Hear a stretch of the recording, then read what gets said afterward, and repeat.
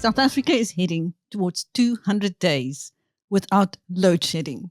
And with us is the Deputy Minister of Energy and Electricity, Samantha Graham-Maré. Welcome, Samantha.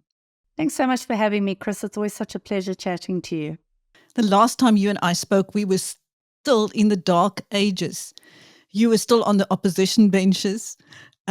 We couldn't see the light literally at the end of the tunnel. So much has changed since then. You are now in government. So let me take you back a little to that time when you and the minister were ships passing in the night. Now, judging by social media and your joint appearances, that has changed significantly. Tell us about your relationship with him. Well, Chris, even from when we were in opposition, we always had a wonderful understanding, and we always had, I think, a good respect for each other. And when we met up at our swearing-in ceremony, when we first became sworn in as MPs, it was wonderful. We reconnected. We had a lovely bond there. And then when the announcement was made, and it was announced that I was going to be his deputy minister, I couldn't think of anybody more I would rather work with than him. If it was going to be somebody in the opposition. And I think he feels the same way. We've got a fantastic relationship. We have a very similar sense of humor. We have the same sort of approach to how we do our work. Neither of us are particularly big on protocol. We're more about getting the job done. I have tremendous respect for the man's intellect. He is just absolutely brilliant. And so, yeah, I must say it was an absolute blessing to end up being his deputy minister in this government. Not something I saw coming, but something that I really am thrilled about. Also, before the election, your party, the Democratic Alliance, was not so happy with the ESKOM board or some of its members, but recently the chairperson, Mr. Mteto Nyati, spoke at our BizNews investment conference and spoke about the great working relationship he has with you, and apparently even your mother is a fan of his. Tell us about it. Yeah, when you're in opposition, your approach to things is very different to when you're in government. And certainly for the time that I was in opposition, when I was Shadow Minister of Electricity, ESKOM was the big baddie. ESKOM were the ones who were responsible for load shedding, ESKOM corruption, and they were really, the big bad wolf in our country. And then I've gotten to meet them. I've had a number of engagements with them. I was invited to their Women Advancement Program, Empowerment Awards. I've gotten to know the chairperson of the board, and I am absolutely blown away. He is such an absolute gentleman. He's articulate. And literally, no matter how much we counted them, they made good on their promise to stop load shedding within a year. So one certainly cannot castigate them for the work that they've done. And yes, my mom's watched him a few times on TV, and she just is absolutely so impressed with him. She thinks he's marvelous. And I said, he's even better in person than what you see on TV. He's such a gentleman. And even the directors, Becky Nkumalo, Monde Bala, the heads of the various divisions are just incredible people. And I think, for a long time they went through, they were being castigated by everybody. Everybody was hating on ESKOM. And chatting to them now, last year was their 100-year anniversary, and they couldn't even celebrate 100 years of being in power because of the way everybody felt about ESKOM. So they were saying, here was this organization that had hit its centenary, and they couldn't celebrate it because how would that have looked to the rest of the country if they were celebrating 100 years and the country was in darkness? So I think the people of ESKOM particularly felt the load shedding impact personally. And I think it's something that we didn't take into account when we were sort of on the other side fighting with ESKOM. Well, let us look at some of the positive developments that you've also been part of. How much has available power increased by?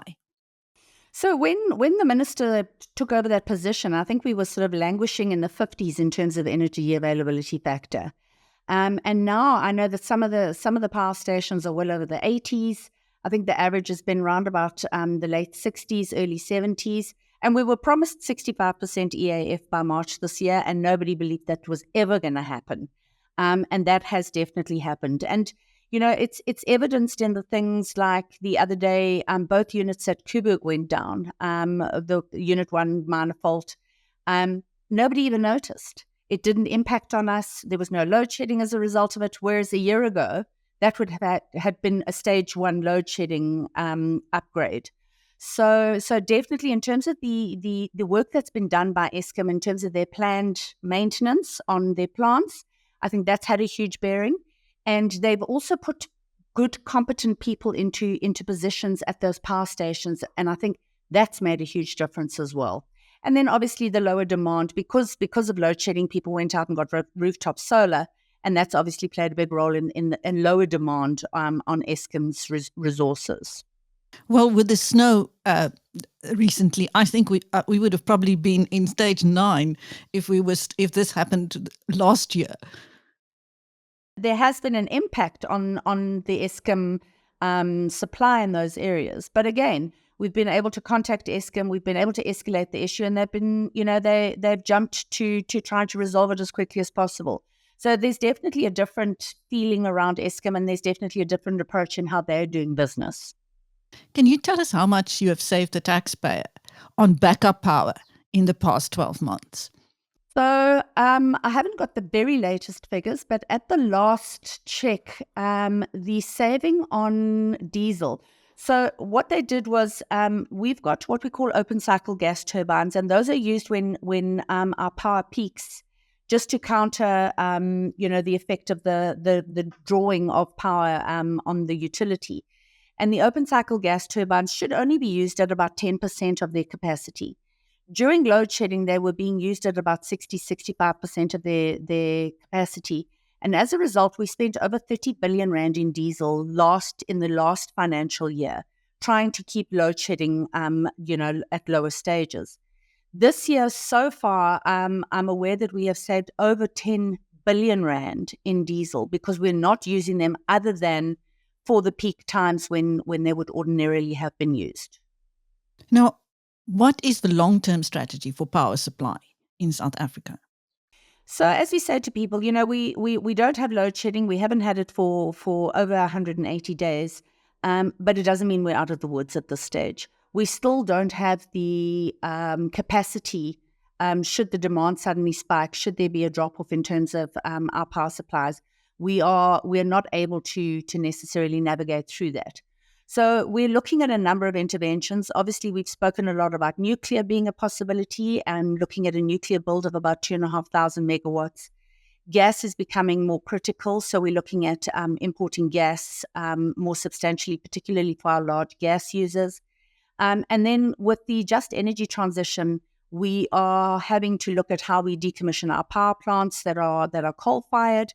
So we're having to look at alternative sources of energy. And then obviously we've got the renewable energy resourcing.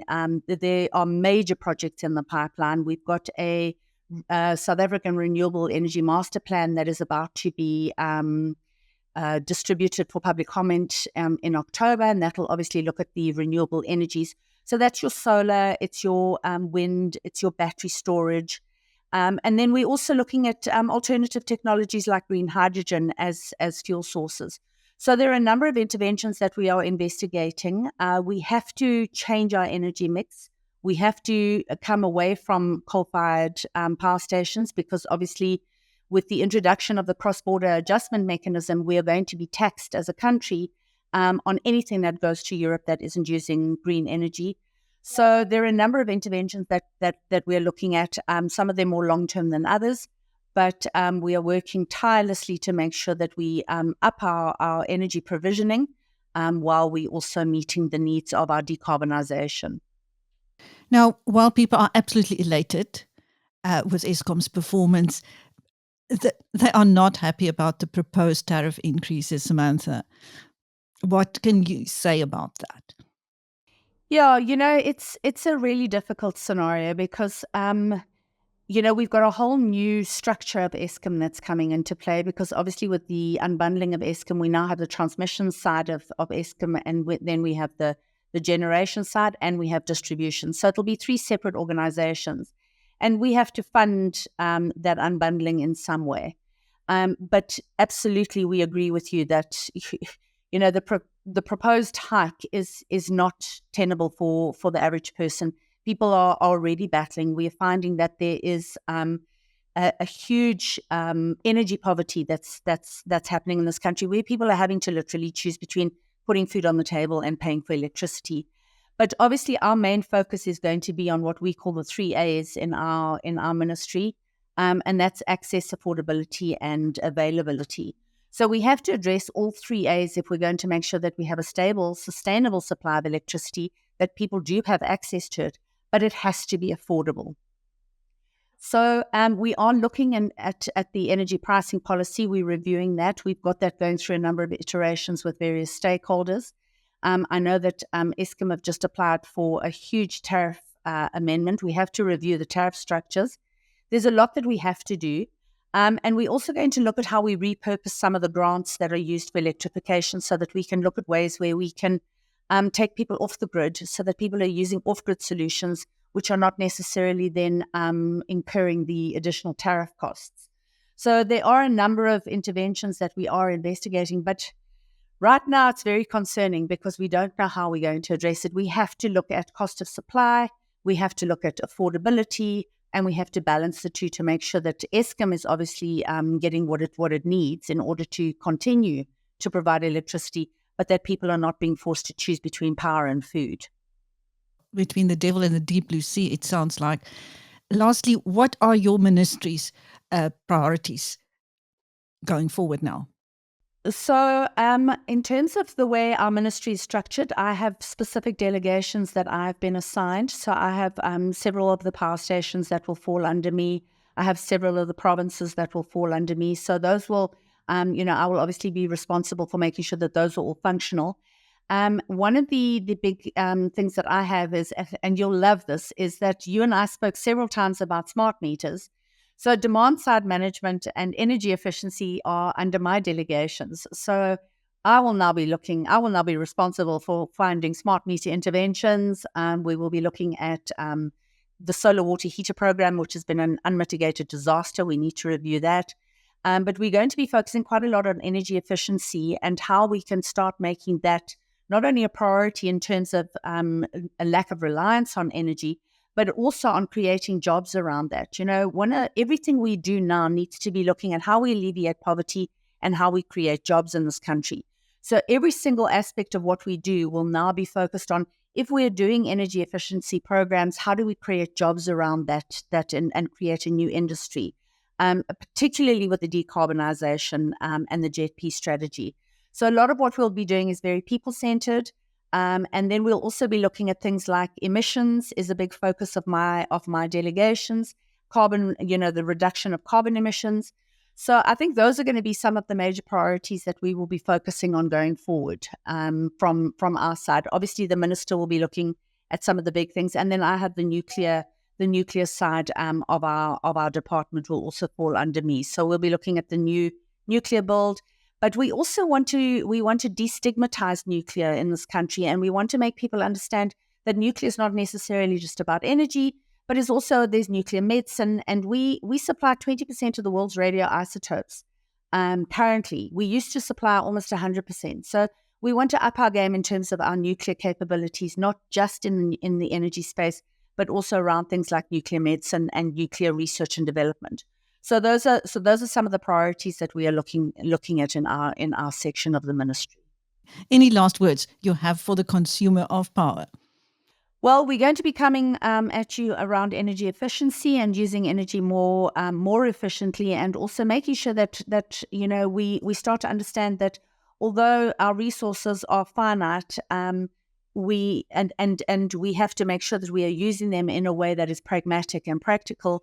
That everything we're going to be doing as a department will be focused on energy stability, but also on job creation, poverty alleviation, and making sure that this country moves forward, and that we resume our position as the continent's leaders are in terms of energy and industrialisation around the energy space. Thank you. That was the Deputy Minister of Energy and Electricity, Samantha Graham-Maré, giving BizNews viewers an update on the situation with power supply in South Africa. Thank you so much, Samantha. And I'm Christine.